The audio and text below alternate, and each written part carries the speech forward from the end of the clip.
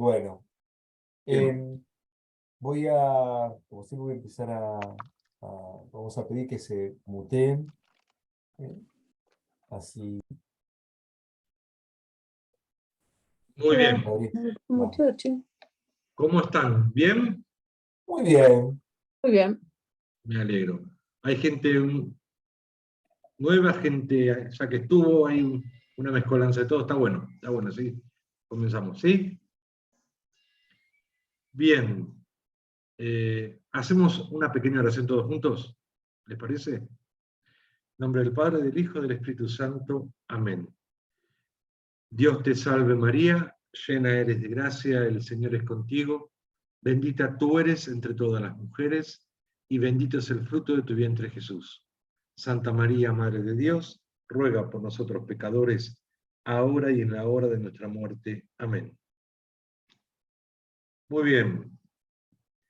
¿Han visto San Pablo? Hoy voy a terminar un texto de San Pablo para unir un poquito y veamos todo. Empiezo con Hechos y terminamos pensando un poquito en un texto paulino, de la primera carta a los Corintios, que tiene que ver con la fracción del pan y la última cena y todos los temas que corresponden hoy.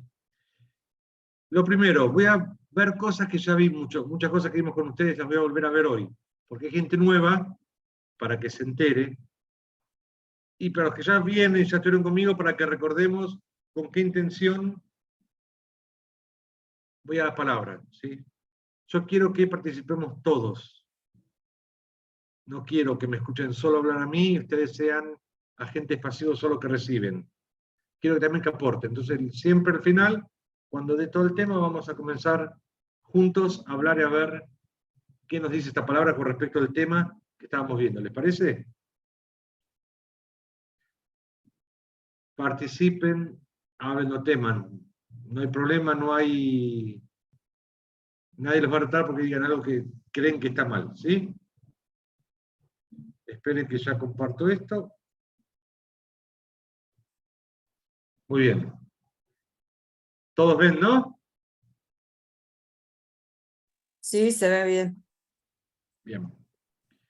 Nos toca hoy la vida en comunidad, la cena, la mesa, el pan.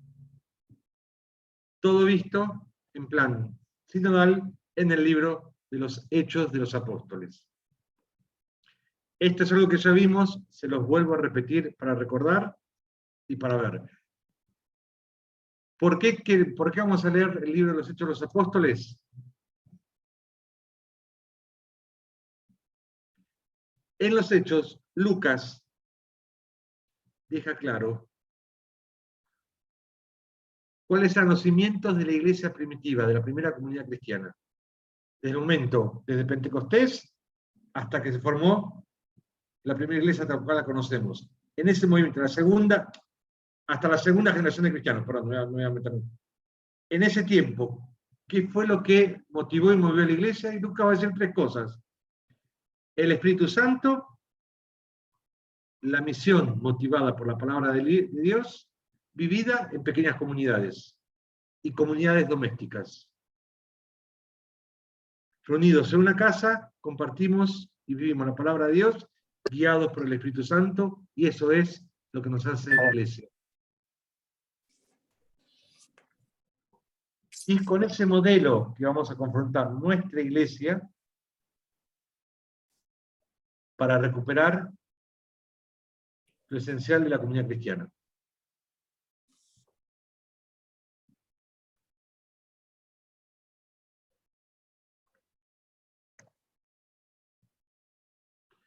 Por eso les propongo estos tres tipos de lecturas.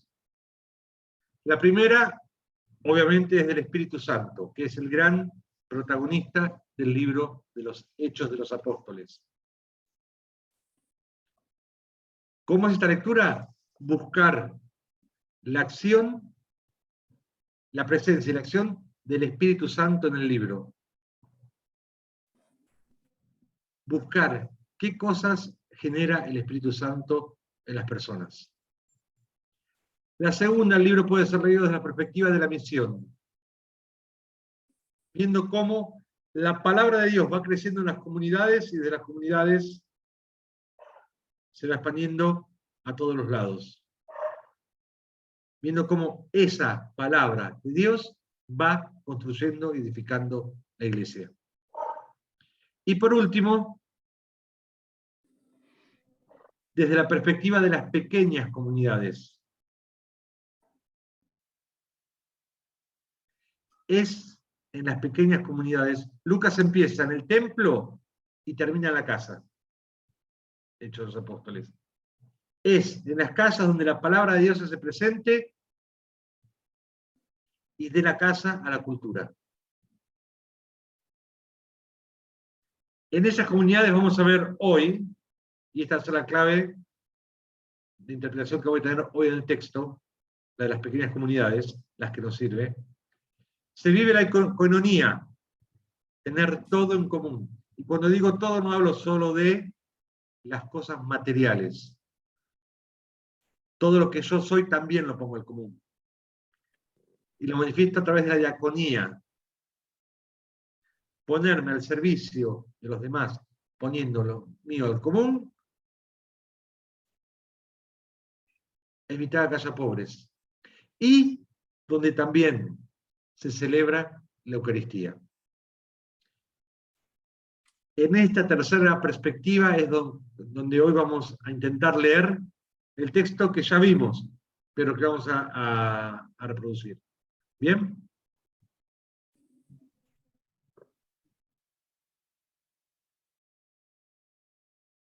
Déjenme ver algo que estoy... Me parece que déjenme ver, ya les digo, ¿eh? Sí, está muy bien. Fíjense, el texto que vamos a ver hoy, que es Lucas 2, está en la primera parte.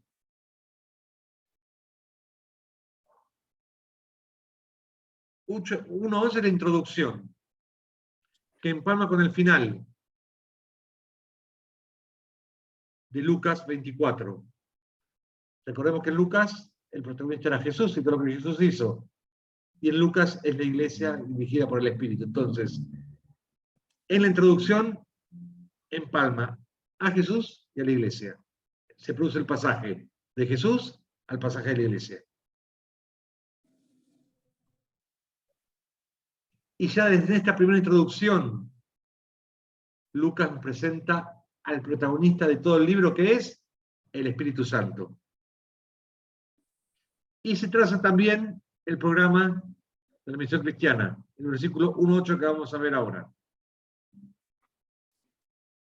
Se los dejo, esto chiquitito, para que lo lean cuando José Luis le pase el PDF con estos datos. Fíjense, el versículo 1.8 nos narra el plan esquemático del libro. Dice Hechos 1.8: pero recibirán la fuerza del Espíritu Santo que descenderá sobre ustedes y serán mis testigos en Jerusalén, en toda Judea y Samaria y hasta los confines de la tierra. Va viendo cómo el testimonio de Jesús, la palabra de Dios, se va expandiendo. Primero, en Jerusalén. Hechos 1 al 5.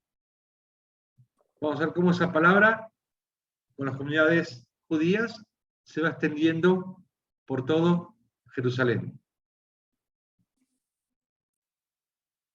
El segundo, con el pretexto de elegir diáconos que sirvan la misa, que sirvan las mesas de las viudas, Lucas presenta a la comunidad cristiana helenística, que va a ser la gran protagonista de esta segunda parte, que va de Hechos 6.1 a 15.35.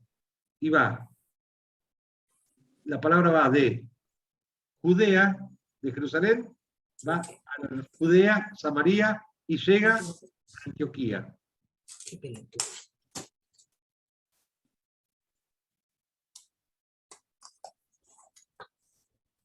Termina con el concilio de Jerusalén, con la asamblea de Jerusalén. Pablo, después de su primer viaje,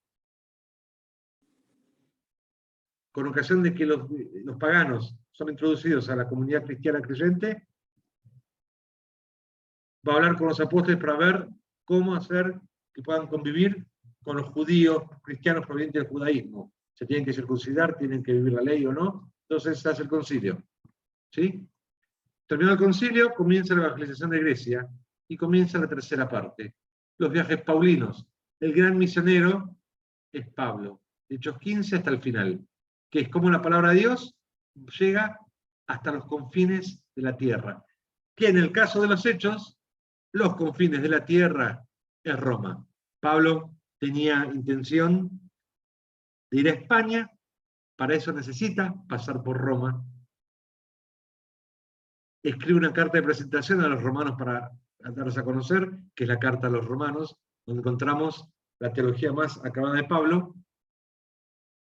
Y sabemos que en Roma, probablemente, no lo cuenta el libro de los Hechos, lo cuenta la tradición, haya sufrido el martirio junto con Pedro de manos de Nerón.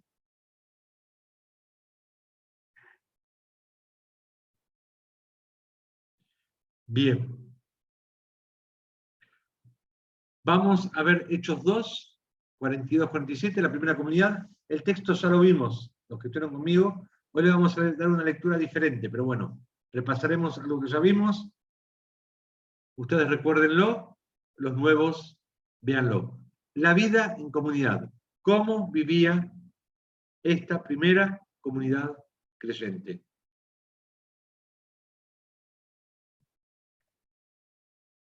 Dice el texto.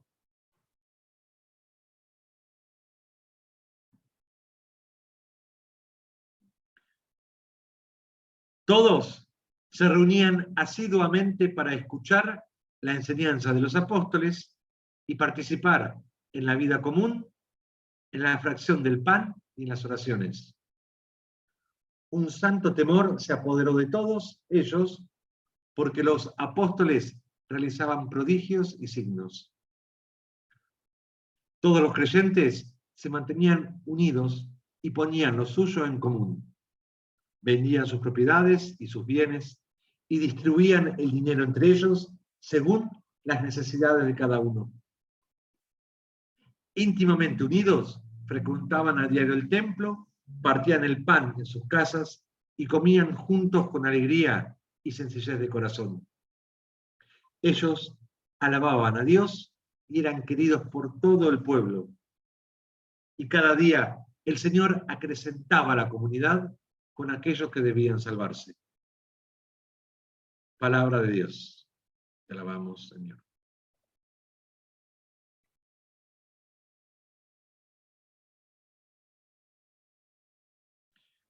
Bien.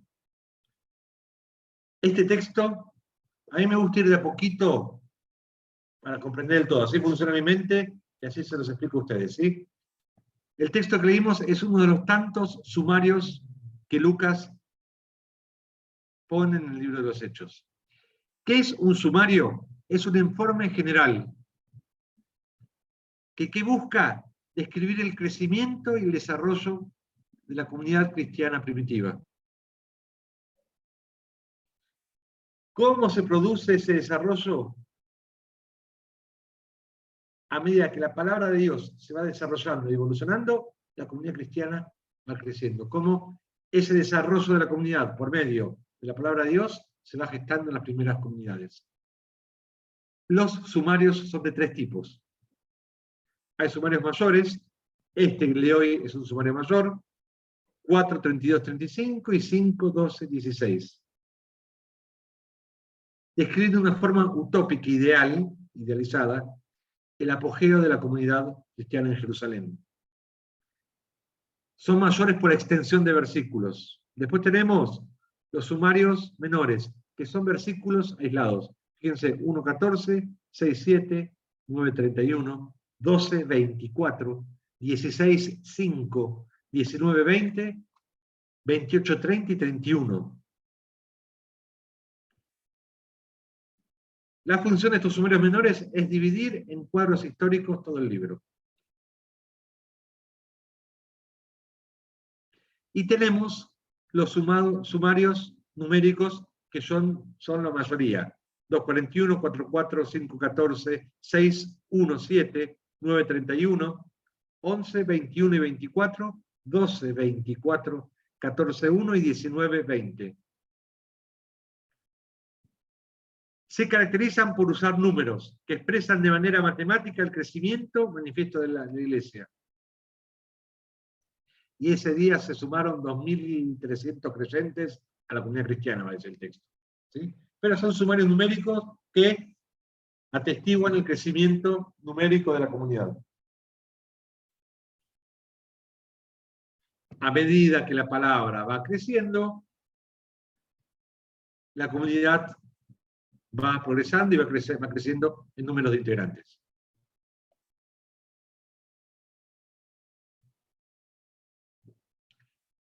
Este texto está dentro de la primera parte del libro.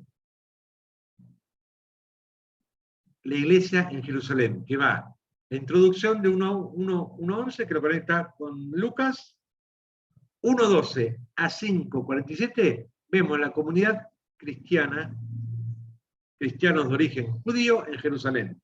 Pedro, Santiago, los apóstoles. Es la primera etapa de la misión cristiana.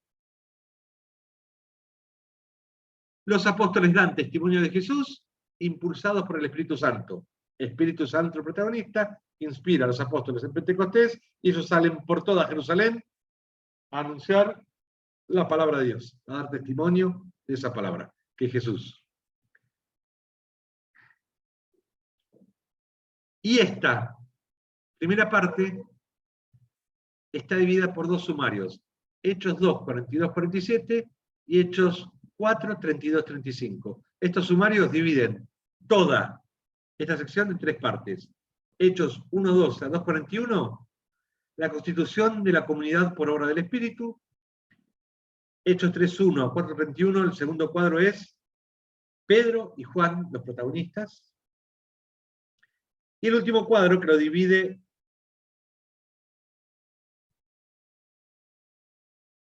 este breve sumario de Hechos 4, 32, 35, que también habla de la comunidad, habla de la actuación misionera de los apóstoles. Nosotros hoy veremos el primer sumario, que es el primer resumen. ¿Cuál es el fin de este resumen? Invitarnos a la reflexión. Lucas nos busca también una precisión histórica en torno a la vida de la comunidad de Jerusalén, sino que nos quiere presentar un modelo de vida cristiana,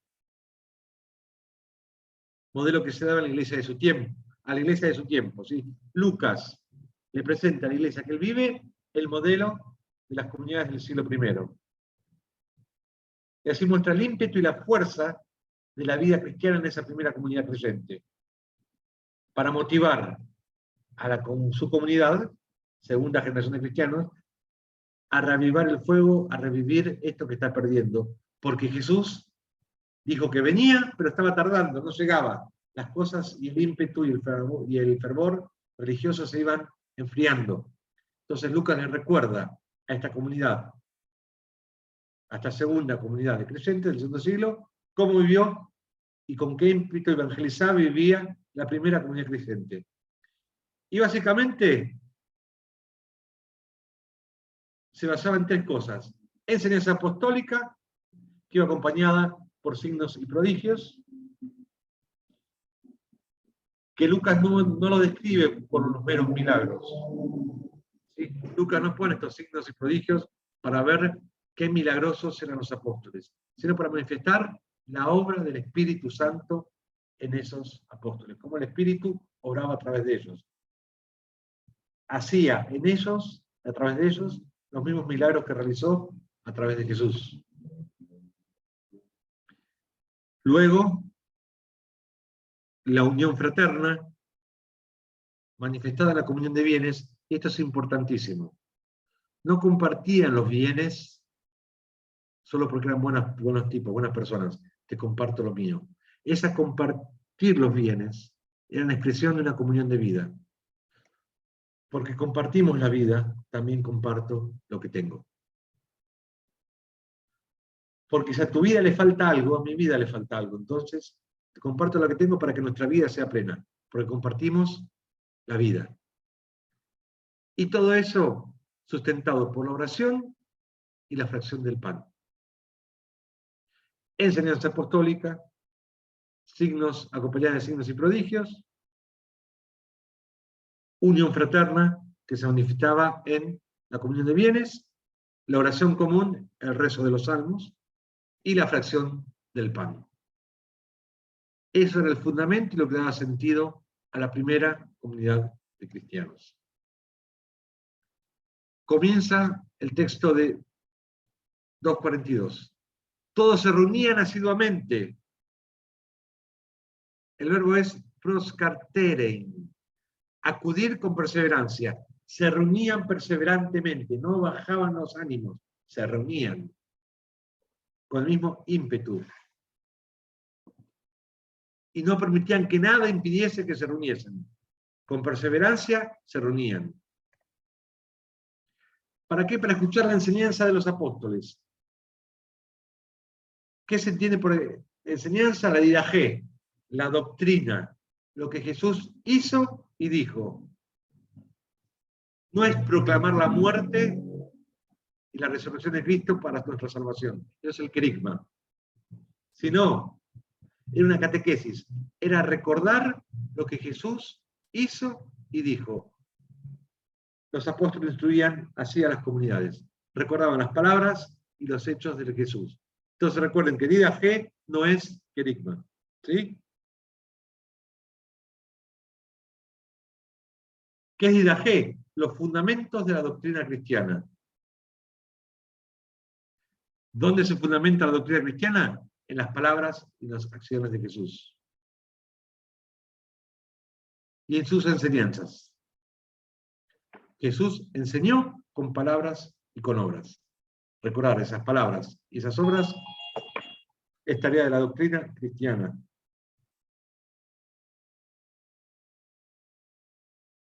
Esperen que apague el celular. Muy bien. Entonces, se reunían para una catequesis, para aprender lo que Jesús había dicho y había hecho. Para participar en la vida común. Vida común, el término ya lo conocen, es koinonía. Común, unión. Comunión. Común, unión. Comunión, vida común. Colaboración estrecha. Esta koinonía es lo que posibilita la comunidad, la yahad en hebreo.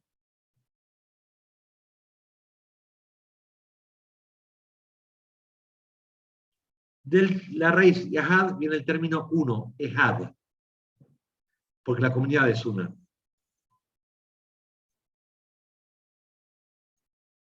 Entonces, al ser la comunidad judía una, los cristianos siguieron viviendo ese modelo, vivieron bajo ese modelo, pero ahora animados por el Espíritu y la palabra de Dios. Era lo que unía. Pero seguían viviendo ese modelo de comunidad cristiana. ¿Sí? Jesús no trajo una novedad absoluta. Muchas cosas como esto las tomó y las reformó, les dio un nuevo sentido.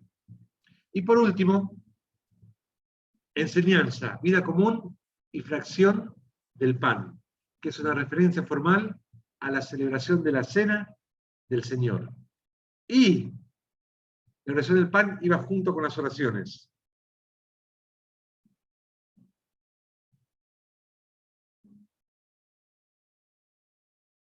Y son oraciones, no es una única, son oraciones. Son las oraciones que el cristiano hace en comunidad. O en el templo o en la casa, pero reunidos. ¿Sí? Lo hace como yahad, lo hace como con la coinonía, lo hace como comunidad. Se caracteriza habitualmente por el rezo de los salmos. Fíjense que Jesús, cuando celebró la última cena, terminó con, después dice el texto de Lucas, después de cantar los salmos, fueron hacia el Monte de los Olivos, pero terminaron rezando los salmos. ¿Sí? Fracción del pan y las oraciones en común. Continúa el texto. Se reunían asiduamente para escuchar la enseñanza, la vida en común, la Eucaristía y las oraciones. Dice que un santo temor se apoderó de todos ellos. El término de santo temor es phobos. que hay que entender la reacción ante una intervención divina. No es el miedo del estar asustado. Es la reacción que es quedarse sin saber qué hacer ante algo que no puedo explicar. Ese sentimiento de eso que me supera y no entiendo y no sé qué es. Es el temor reverencial ante una auto-manifestación de lo divino. Se me manifiesta algo tan grande que a mí me sale la reverencia, me sale reverenciarlo, cae el rostro en tierra, por ejemplo. Es un santo temor, una expresión del santo temor. Es la reverencia debida a una manifestación de lo divino.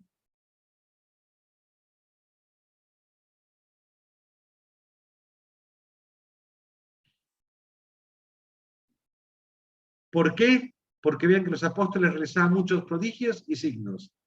Prodigios, térata, kai, semia. Prodigios y signos. Esta dupla, Hechos 2:22, la usa para referirse a las obras de Dios en favor de Israel. Los apóstoles hacen las mismas obras que Dios hizo en favor de Israel. Y con esto Lucas afirma el origen divino del testimonio de los apóstoles. No son magos ni adivinos. Es la obra del Espíritu de Dios en ellos que los hace hacer lo mismo que Jesús hizo, lo mismo que Dios hizo. Las mismas obras.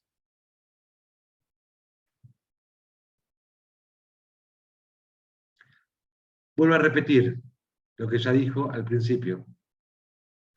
Todos los creyentes se mantenían unidos y ponían lo suyo en común. Este unidos significa dos cosas: estar juntos en el mismo lugar. Uno puede estar en un mismo lugar pero no estar juntos. O puede estar juntos pero no en el mismo lugar. Yo me considero muy cercano a mi hermano y no vivo junto con él. Y sin embargo, yo me siento cercano de él. Porque hablábamos todos los días, porque sé en lo que anda, porque sé en lo que ando, porque sé que está cuando lo necesita, como él sabe que yo estoy cuando me necesita, pero no estamos en el mismo lugar. Se mantienen unidos porque estaban juntos y en el mismo lugar. Esto es lo que caracterizaba a los primeros cristianos.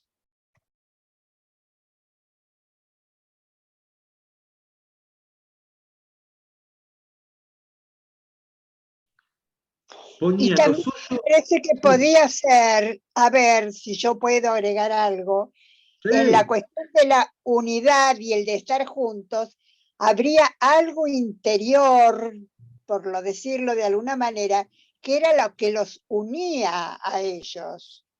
El Espíritu Santo el mismo los espíritu, unía claro. a ellos. Exacto.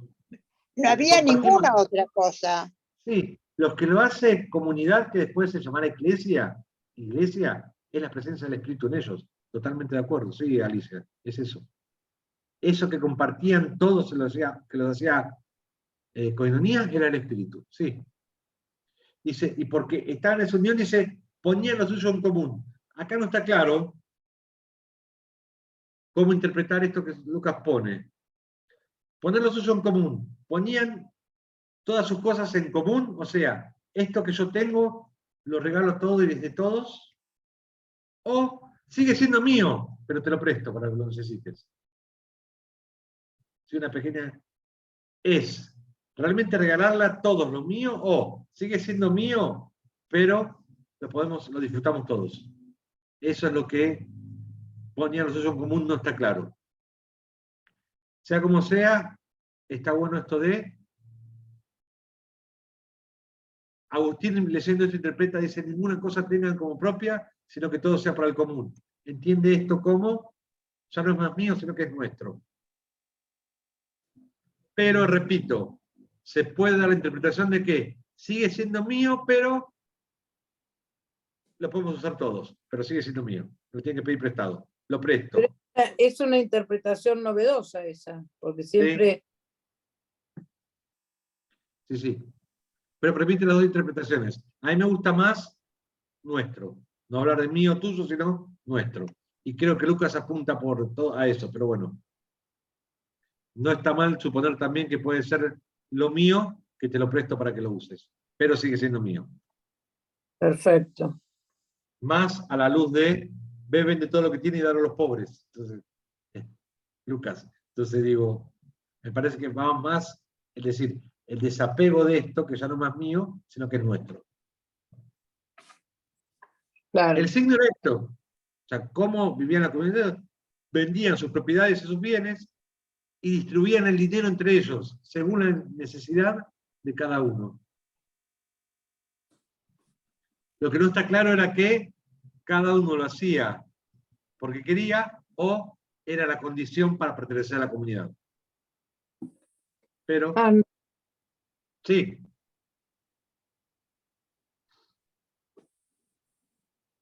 De vuelta, fíjense cuántas palabras usa Lucas para el tema de unidad. Íntimamente unidos, frecuentaban al diario el templo.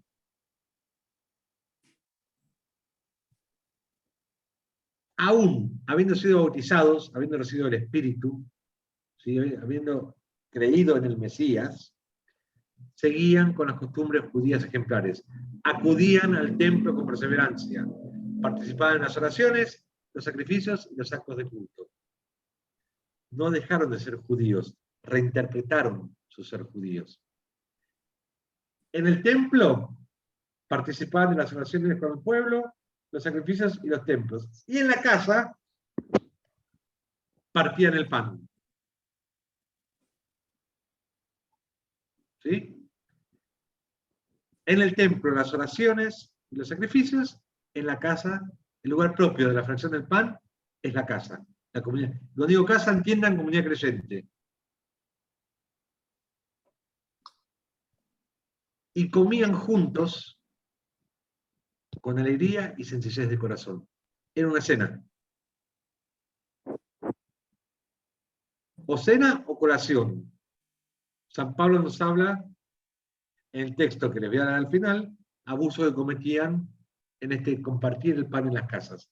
A veces que abusos pasan. Que lo vamos a ver todos juntos, a leer el texto y me digan qué les parece que es ese abuso. ¿Sí?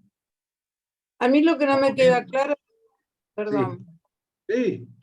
es esto, si no queda claro si era una obligación o un acto voluntario. No ¿Dónde queda surge? claro. No se sabe. ¿Dónde queda? Porque el texto dice que todos vendían sus propiedades y sus bienes y distribuían el dinero entre ellos, según la necesidad de cada uno. Como está expresado, ¿dónde ves libertad ahí? La puedes suponer, pero no está clara la libertad. Vendían. ¿Vendían porque querían o vendían como condición de pertenecer a la comunidad? Lo hacían. Ahora, ¿desde dónde lo hacían? ¿Desde la libertad o la obligación? No se sabe. Uno puede deducir que por todo lo que hice antes, por la coinonía y la común unión, lo hacían libremente, pero hicieron una condición. Si vos querés entrar con nosotros, la condición es esta, si no, no podés.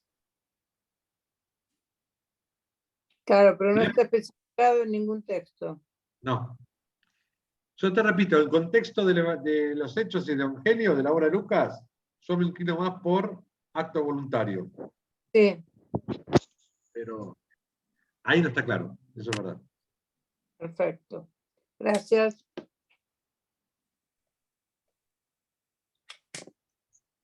¿Podías ir a la... el que no se circuncidaba, no iba directamente? ¿A dónde? No podía ir al templo si no estaba circuncidado. ¿No era judío? No. Era judío sin circuncidarse. A ver, no confundas cristiano convertido al paganismo a cristiano convertido al judío. El judío no circuncidado no puede ir al templo, siendo judío.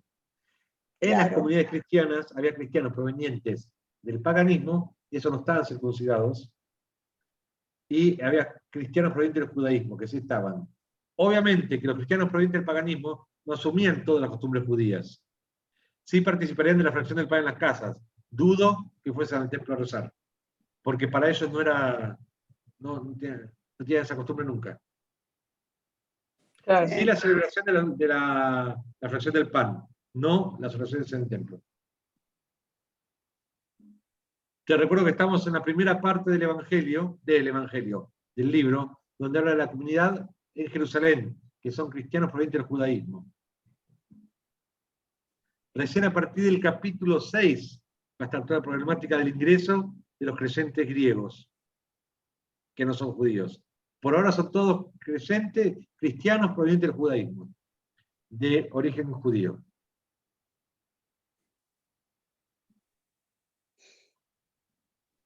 Nos Sí. vemos, Daniel. Queda grabado, lo podés ver después en la grabación, ¿sí? ¿Vamos bien? Sí, Bien. Y ellos alababan a Dios y eran queridos por todo el pueblo.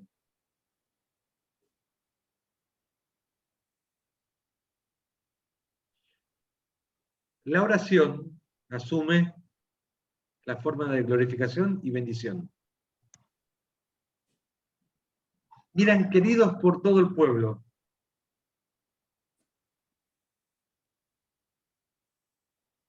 La reacción del pueblo hacia los apóstoles va a contrastar con la reacción de las autoridades religiosas hacia ellos.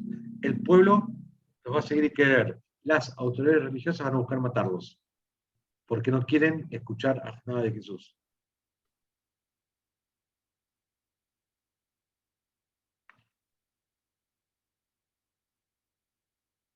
Y porque hacían todos esto, lo que el Señor producía era acrecentar la comunidad con aquellos que debían salvarse. El término griego es tus susómenus, los que debían salvarse. Y está haciendo referencia a un texto de Joel. Entonces, todo el que invoque el nombre del Señor se salvará. Porque sobre el monte Sión y en Jerusalén se encontrará refugio, como lo ha dicho el Señor, y entre los sobrevivientes estarán los que llame el Señor. Estos que se salvarán de Joel son los cristianos. Son estos que dan bendición, van al templo, celebran la última cena. Los que profetizó Joel, estos que debían salvarse, que anuncia Joel, son los cristianos.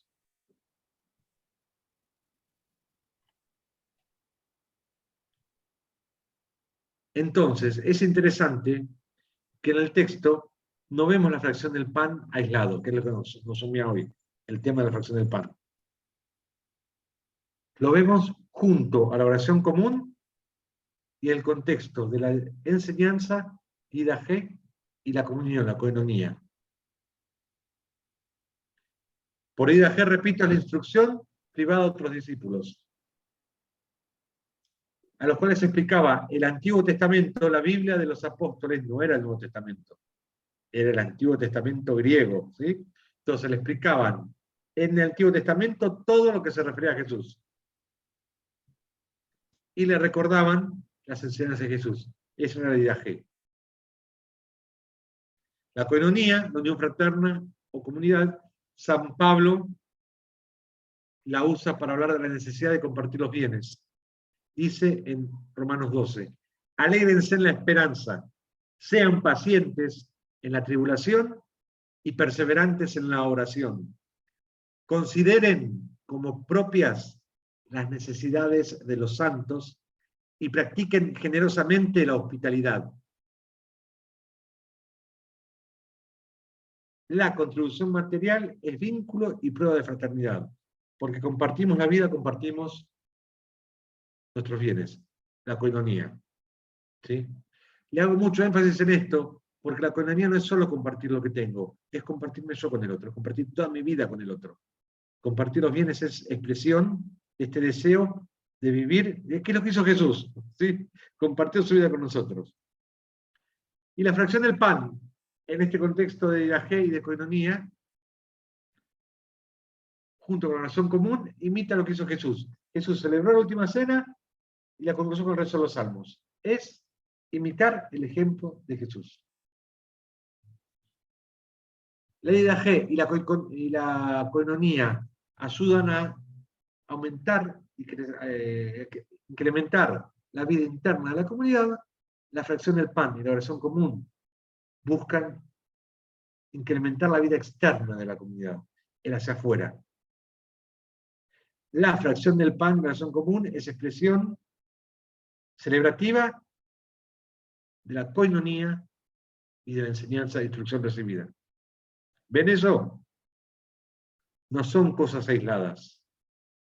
La fracción del pan siempre aparece en el contexto de la enseñanza de los apóstoles y de la comunión de bienes y la coinonía.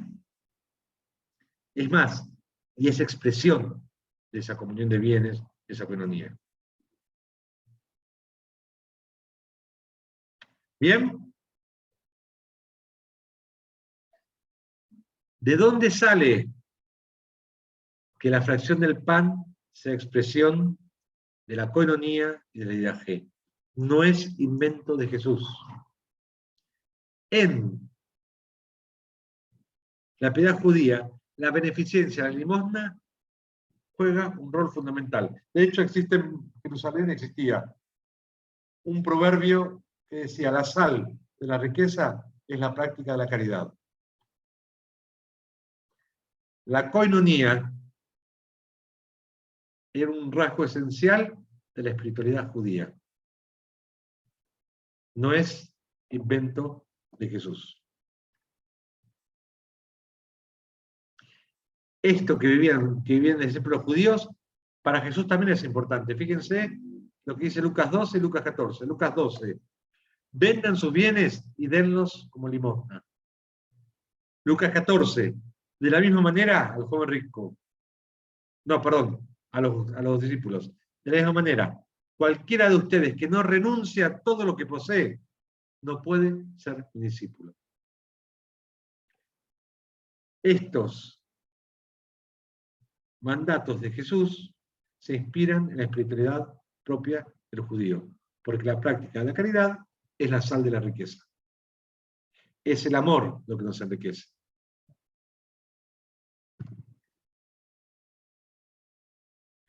¿Bien? ¿Y cómo vive esta espiritualidad de la primera comunidad? Todos los creyentes se mantenían unidos y ponían lo suyo en común, vendían sus propiedades y sus bienes y lo distribuían el dinero entre ellos según las necesidades de cada uno. ¿Bien? Así vivieron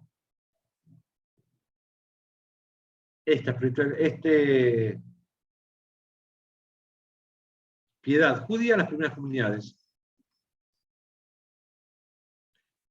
Y el judaísmo hay dos instituciones análogas que permiten esto. La primera es el tamhui. ¿Qué es el tamhui? Eran alimentos, pan, judías, frutas, y por la Pascua se da también el vino.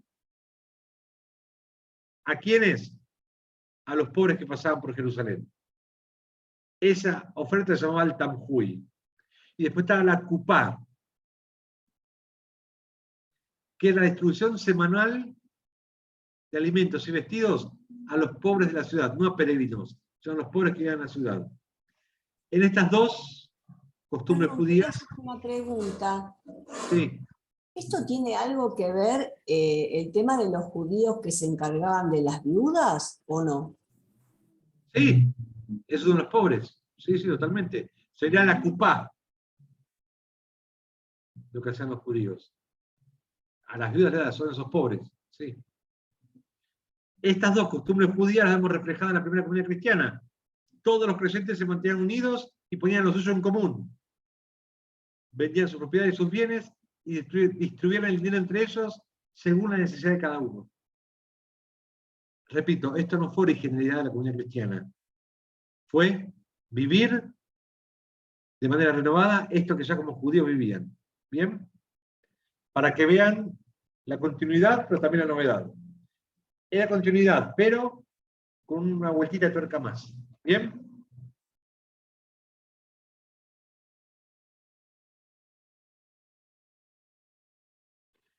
Y así hay que interpretar también la fracción del pan. Lo más probable es que la comida en común que se hacía todos los días en la primitiva comunidad cristiana constituyese ella misma una distribución diaria de ayuda entre los miembros pobres.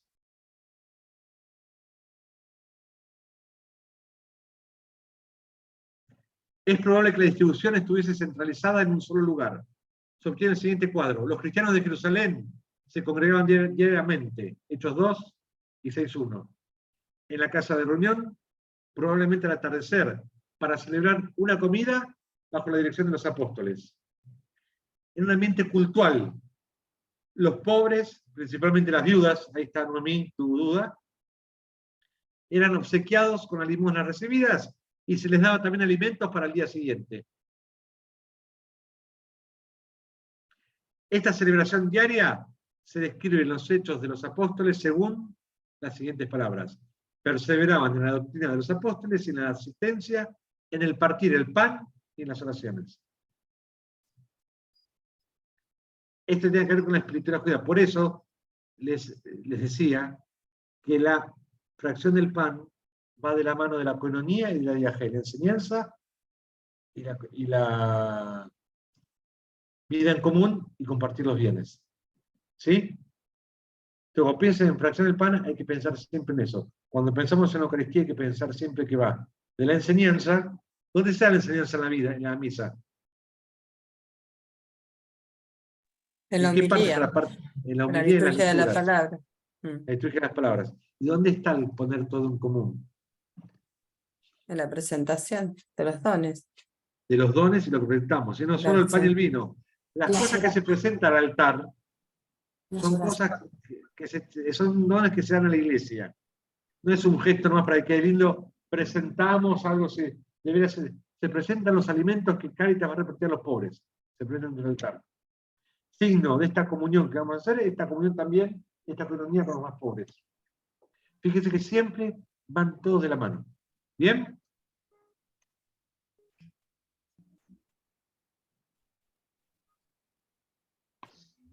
Quiero que leamos este texto de San Pablo y me cuenten por qué Pablo reta a la comunidad. ¿Por qué Pablo qué? Reta a la comunidad. ¿Por qué Pablo está tan enojado con la comunidad? ¿Qué es lo que la comunidad está haciendo mal? ¿Sí?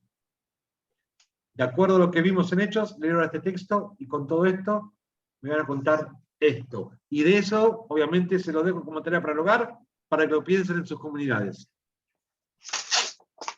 Dice Pablo, los viene felicitando por los cultos que tienen y todo, dice. Pero llega al versículo 17 del capítulo 11, dice, advierte a las mujeres que se cubran el pelo en las ceremonias, y dice, ya que les hago esta advertencia, no puedo felicitarlos por sus reuniones, que en lugar de beneficiarlos, los perjudican. Ante todo, porque he oído decir que cuando celebran sus asambleas, hay divisiones entre ustedes, y en parte lo creo.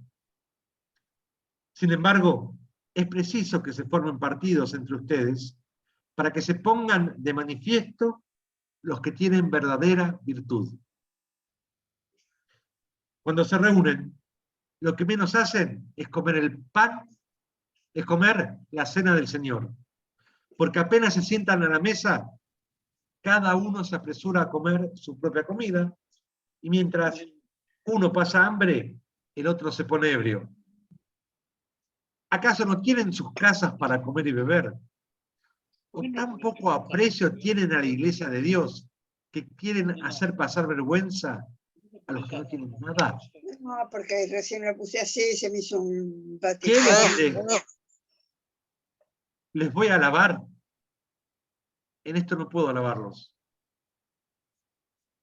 Lo que yo recibí del Señor y a mi vez les he transmitido es lo siguiente. El Señor Jesús, la noche en que fue entregado, tomó el pan. Dio gracias. Lo partió y dijo, esto es mi cuerpo que se entrega por ustedes. Hagan esto en memoria mía.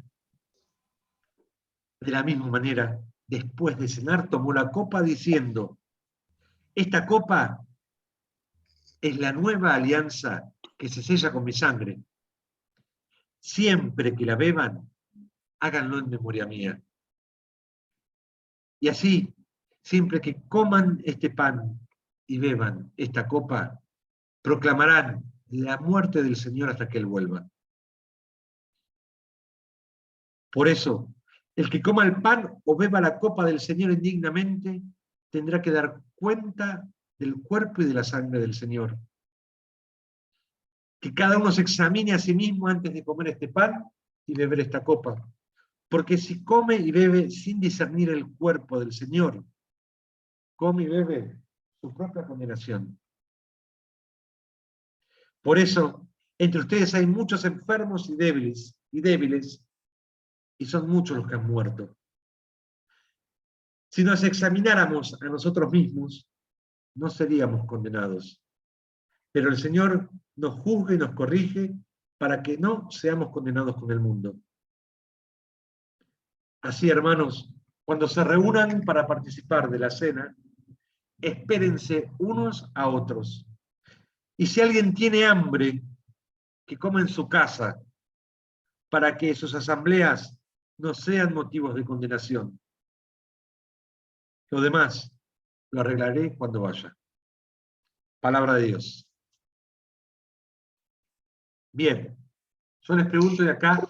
Una preguntita. Habitualmente o siempre, este es el gran misterio de la misa, la consagración del pan y del vino. ¿Dónde está el misterio realmente? Es el misterio fundamental de la misa, es la consagración del pan y del vino, porque es la carne de Jesús y la sangre de Jesús.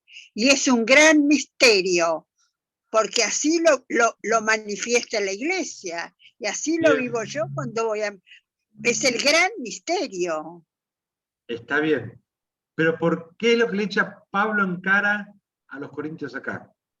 ¿Qué les dice? ¿Y por qué se enoja? La pregunta sería, ¿qué es esto de comer y beber dignamente el cuerpo? ¿Qué es lo que hace que uno beba y coma, beba la copa y coma el pan indignamente? ¿Qué es lo que me hace indigno de eso? ¿Por qué Pablo reta a la comunidad? Sí, María. Porque no reconoces justamente que estás comiendo y estás uniéndote a Cristo en su cuerpo y en su sangre. Para Y mí no también tenemos está lo que comunidad dice en el tampoco. versículo 21, que no pone las cosas en común, cada uno come lo suyo y no comparte con el otro. Claro. Hay gente que pasa hambre y hay gente que hasta se pone ebrio. Entonces, eso es no compartir, ¿no? Eso de poner las cosas en común está faltando. Exacto. ¿Saben lo que pasa? ¿Saben cómo eran en esa época las celebraciones? Se las cuento ahora, ya que Mr. Peterman los cuento. Sí, Están para en la mí casa. hoy la discordia que hay entre ellos en el momento de hacer la celebración, que no es lo que él... Habla de divisiones, no de discordia. No de discordia, divisiones, que es diferente. Divisiones. Por ahí Te por ahí cuento le por gusta qué. comer lo que cada ¿Qué uno diferencia hay entre divisiones y discordia? Yo puedo estar, a ver, ahora te voy a contar. Civilmente, socialmente, la sociedad en la época de Pablo, en esta época, ¿sí? Había libertos, libres, esclavos, había escalafones, ricos, pobres, ¿sí? En las comunidades paulinas no estaban esas divisiones. El esclavo tenía la misma dignidad que el libre. Los esclavos comían a la par de sus dueños, ¿sí? Sí. No hay ni griego, ni judío, ni esclavo, ni libre. Todos somos uno en Cristo Jesús. Eso era en las comunidades. ¿Qué pasaba acá? Se proponía reunirse en una casa. Los esclavos no podían dejar de trabajar para ir a la reunión. Llegaban siempre más tarde.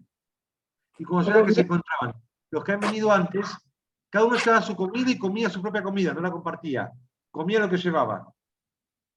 Y cuando llegaban los esclavos para celebrar la cena con ellos, no había más que comer. No había nada. Se morían de hambre. No había nada, se morían de hambre. ¿Sí? ¿Qué faltaba? Y el ¿Qué espíritu aspecto comunitario. faltaba? La comunidad. Por eso, Pablo vuelve al principio. Lo que yo recibí, lo que hizo Jesús en última cena, fue dar su cuerpo y su sangre por todos, no por algunos. Fíjese que repite la muerte por todos. Pero, Faltaba el ¿sí? compartir. Claro, por todos los que están en esa iglesia, en esa familia, en esa comunidad que está reuniendo. Por todos. Celebramos que Jesús dio por todos. Y Jesús les dice, hagan ustedes lo mismo, memoria mía. no están haciendo lo que hace Jesús.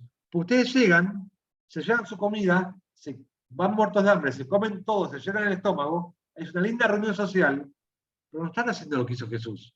Porque están diciendo quién come y quién no, y no están compartiendo. Y Jesús nos compartió su vida a todos. Exacto. Compartió su vida toda. Esto es realmente es lo más teológico que tiene. Es el gran misterio, me parece a mí, de la Entonces, Iglesia. ¿qué es lo que me hace indigno del cuerpo, y de comer el cuerpo, de comer el pan y beber la copa? ¿Qué es eso que No me hace compartir indigno? con el hermano. La coinonía. No, Vivir la Eucaristía fuera de la coinonía. exacto. Ahora, Gabriel, una pregunta. Sí. Estos son griegos, no tienen toda esa espiritualidad judía de Jerusalén, la tienen que ir incorporando, me parece a mí, ¿no? Por eso Pablo le dice esto. Pablo sí es judío. Sí, Pablo es judío, sí. Por eso se enoja tanto. Esto no es una cena romana, como ustedes están acostumbrados normal. No se juntan a comer, se juntan a celebrar la muerte redentora de Jesús por todos. Claro. Compartir el pan, compartir el cáliz, es expresión de compartir la vida que Cristo nos regala a todos. Y la vida que Cristo nos da a todos. Claro. Ustedes se confunden con las cenas romanas, se llenan de estómago, charlan. No, Literalmente no hay gente se que confunde muere de de hambre nada. por no comer. ¿Cómo? No, me parece que no, que Jesús está diciéndoles, señores, acá les tengo preparado esto que es lo más importante. Les doy mi cuerpo y les doy mi sangre. Para mí es así. Eso es lo que dice Jesús, está bien. Y en la última cena se los da y le dicen, el hecho más importante de la... Está bien, Alicia, y eso recuerda a Pablo, pero lo que la comunidad estaba haciendo no era eso. Lo que la Claro. comunidad se estaba juntando, se juntaba a comer nomás. Era, Importante. a ver, bueno. la mesa, sin la coinonía, no es Eucaristía, es mesa nomás. Ah. Yo no puedo unirme a la muerte redentora de Cristo en la comunión si no estoy en coinonía con mi hermano. La coinonía no es solo con Jesús, es también con los demás. Porque lo que como es el cuerpo de Cristo. Claro. Y discernir el cuerpo que dice, porque el que come, si come y bebe, si discernir el cuerpo del Señor, come y bebe su propia condenación. Me tengo que preguntar, ¿cuál es ese cuerpo del Señor al cual entro en comunión? No es solo Cristo, también son los demás. Todos somos el cuerpo de Cristo. En ese pan y en ese cáliz que como, también está la iglesia. Estamos todos. Vamos todos. Si yo no me doy cuenta de eso, por más que celebre el rito, no va a ser Eucaristía, va a ser cena. Y bueno, y eso se ve mucho en nuestras celebraciones, que mucha gente hace su ritual, pero no participa en comunidad de la celebración. Exacto. Exacto. Porque vos ves A veces hasta... pensamos que la Eucaristía es lo intimista. Voy, Jesús, y yo me siento bien y voy porque es el momento. No. Estoy celebrando en comunión con la iglesia. Claro, Además, claro. y por eso es que toda expresión de comunión es buenísimo hacerla. Por ejemplo, rezar al mismo tiempo que el otro.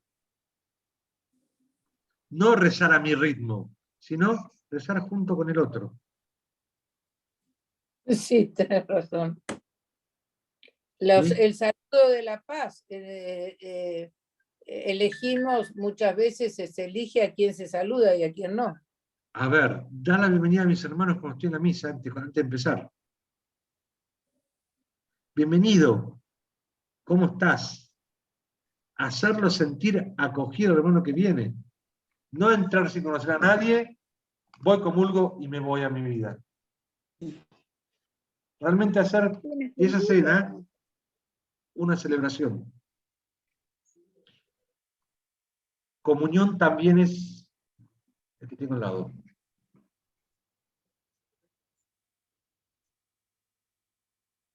Fíjense, hay un texto muy lindo, eso lo tomamos al revés, es Mateo. Si vas a llevar tu ofrenda al altar y sabes que algún hermano tiene algo contra ti, deja tu ofrenda, ve, reconcíliate con tu hermano y vuelve a dejar la ofrenda. Sí. Chicos, se me Eso. estoy redondeando, ya termino, lo último. El texto no dice si yo creo que alguien me hizo algo. No, si vos lo hiciste. Yo le hice algo a alguien. Si alguien tiene alguna queja contra mí, mis hermanos, ¿alguien tiene algo de qué quejarse de mí? Si descubro que sí, voy, pido disculpas y arreglo. Y después vuelvo y entrego. Pero tengo que restablecer la coinonía con él para después entregar la ofrenda. ¿Sí? Sí. Bien. Acá el moderador me pide que vayamos redondeando. ¿Alguien quiere comentar algo más o decir algo más? Se acabó la coinonía, dijo José Luis. Claro, No, chao, no, basta a mí de coronía. Ya está, basta me de coinonía, basta. me entusiasma que se entusiasmen. Y que la verdad que surjan estas conversaciones que Gabriel puede ir respondiendo, que abarcan realmente la vida y que realmente abarcan también la relación de vida, que es lo que en definitiva queremos lograr resaltar en el estudio, la lectura de Hechos de los Apóstoles, que me parece a mí que tiene que llevar a eso, ¿no? Así que, pero tenemos límites, hay límites para todo. Cuando ya estemos en otro lugar, ya no tendremos ningún tipo de límites. Mientras tanto, Claro. es tiempo y espacio. Pero está bueno, Sí, claro. para la Eucaristía, fomentar todo gesto que diga comunidad y que hable de comunidad, que hable de coinonía. ¿Sí? Con el nuevo que viene, con el viejo que viene. A veces las señoras se enojan, no, porque antes de la misa que está rezando, no. No estamos ante la misa de la bienvenida, pero hablar con aquel que viene y no conozco. ¿Cómo te llamás? ¿Quién sos? Bienvenido. No está mal. Digo, y también eso hace la celebración, porque la celebración no es solo me voy a preparar yo para eso, vamos a prepararnos todos juntos. Y que en el canto, en las oraciones, en las respuestas, se vive esa coinonía. Lo hago junto a los demás. Es importante que yo también cante y celebre con los demás. El coro no es el espectáculo, o el cura del espectáculo que vemos. El cura y el coro animamos, los curas presidimos la celebración, el coro anima la celebración para que cantemos todos. Entonces también es importante eso. Todo lo que manifieste coinonía hay que, porque, de vuelta, la fracción del pan va siempre de la mano de la enseñanza y de la coinonía. Sin eso, es solo cena, es una comida, nada más. Pero no es fracción del pan, no es Eucaristía. Bien. Bueno, buenísimo. Bárbaro, Bueno. con preguntas y todos. Así Muy que ahora, en un ratito, yo les voy a pasar a ustedes el material que nos entregó Gabriel, que nos pasó hoy en las clases.